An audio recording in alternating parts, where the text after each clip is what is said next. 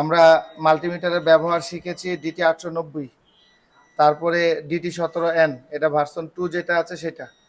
তার DT17N এবং DT17N version 2 দুইটাই সেম সেম, ঠিক আছে। এরপরে আমরা শিখেছি ইউনিটি মাল্টিমিটারের ব্যবহার। তো আমরা এই মাল্টিমিটারটা দিয়েই আমরা কোনো কিছু চেকিং করতে চাচ্ছি। আচ্ছা, প্রথমেই আপনি মাল্টিমিটারটাকে অন করেন।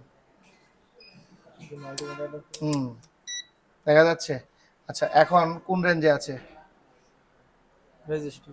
রেজিস্টার, অর্থাৎ ওম চেক করতে পারবেন, তাই তো। রেজিস্টার ভ্যালু চেক করতে হলে আমাকে এখানে নিতে হবে। আমি কোনো কিছু ডায়েট ভ্যালু চেক করতে চাচ্ছি, মনে করেন আমি এই কানেক্টর ডায়েটগুলো চেক করবো, বা সিম ভ্যালু চেক, সিমের লাইনগুলো ডায়েট ভ্যালু চেক করবো, অর্থাৎ যে কোনো কিছু ডায়েট ভ্যালু চেক করব। নিয়ে যান ডায়েট রেঞ্জে। হুম, এখন কোন রেঞ্জে আছে? ডায়েট এবং ডায়েট রেঞ্জে আছে, অর্থাৎ ডায়েট গুলো চেক করতে হলে আমি এখানে রাখতে পারি। শুধু ডায়েট না, সাথে কি দিবে? ডিপ সাউন্ডও দিবে, তাই না। আগে DT17N এর মধ্যে এইটা ছিল না, এই সুবিধাটা ছিল না।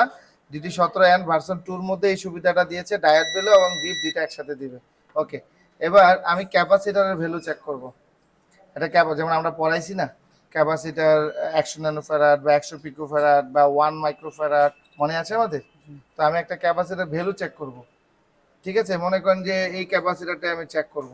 তো এই ক্যাপাসিটর চেক করতে হলে, এই ক্যাপাসিটরটা ভ্যালু চেক করতে হলে কোন রেঞ্জে রাখবো? এখন কি তাই আছে?